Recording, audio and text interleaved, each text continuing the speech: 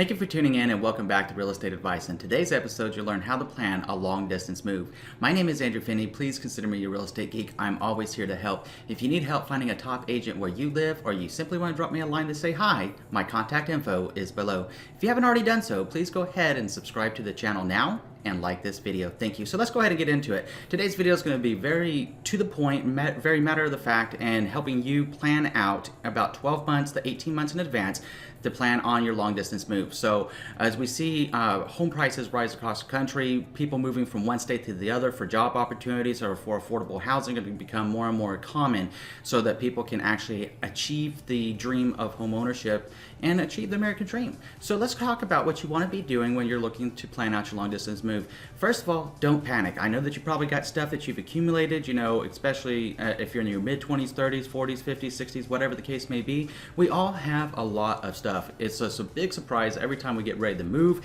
You go into the closet and you're like, yeah, I've just been throwing stuff in there, and then, just a little here, a little there, and you don't realize you've been doing that for like 7, 10, 15 years. And by the time you open that closet, it looks like an archaeological find out of the pyramids in Egypt or something. You're like, oh, wow, that's where Tutankhamun's tomb really has been. The sarcophagus is right here.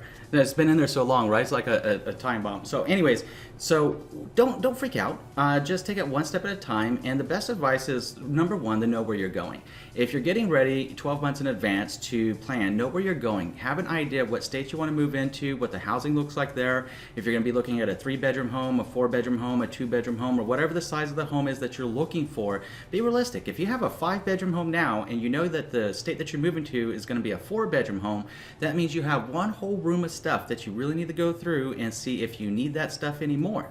And apply like the 1-year rule to it. I mean, if you haven't used stuff in 1 year, consider donating it to a good cause, Goodwill, a charity, Salvation Army, something like that, or selling it at a garage sale or online. If you're not using it, why keep it, right? That'll help you declutter a lot of different stuff right there as well. So develop a system. When you're developing your system, a lot of professional packers suggest that you actually go room by room by room. Now, whenever I made my long distance move from California to Nevada, for instance, what I like to do was go to like Big Lots or Walmart and get those big plastic containers and get them so that, and a tip on those plastic containers, don't overload them. It's really easy to do, and by the time you pick them up, it's like 500 pounds, so be careful with that. But get those big plastic containers, get yourself a magic marker, and go room by room by room. And what I normally do is I like to start with the office. And the reason I like to start with the office is I always keep all my important documents, probably like you do, in the office. So I make a special bin just for office, put all the files in there, put anything that I need in there, your car registration, your bills information, your financial information, if you had a home that you were selling, those documents that would go in there, so that it's easy to find, because those are the documents you're probably going to need up front.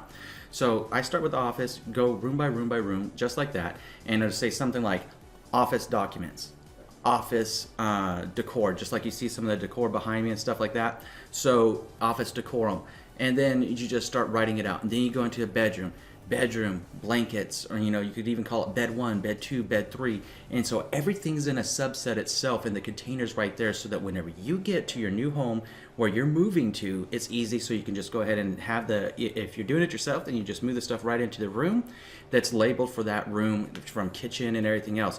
Because I tell you what, the things that you're going to want the most when you get into your new place are going to be your toiletries, your kitchen stuff, and your office stuff. Those are the 3 things right off the top that you're going to want. And trust me, it's going to really come down to wanting your toiletries. You're going to want to brush your teeth. You're going to want to be able to take a shower. You're going to want to be able to do your business in the bathroom.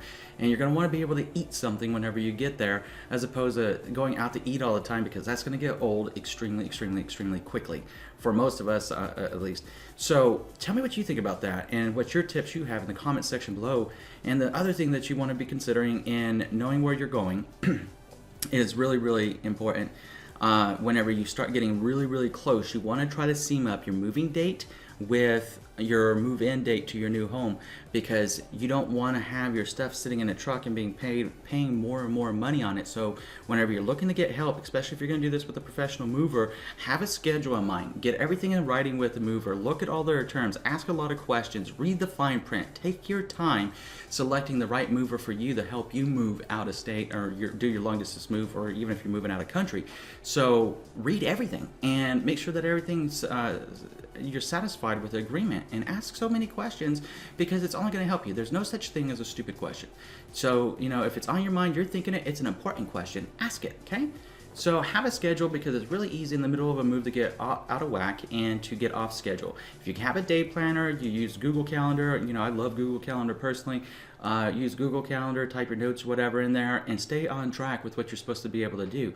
Now, again, if you have some tips on how to plan out a long distance move, or you have a suggestion for another video along this line about planning long distance moves, please tell us in the in the comment section below what you're thinking and what your tips are. Absolutely love to hear from you. I'm going to put my contact information up right now, so if you have any questions, you can reach out to me directly. And if you need a top agent to help you sell that house where you're at, or you need a top agent where you're moving to help you find your new home, please don't hesitate to reach out to me. I'm always here to help.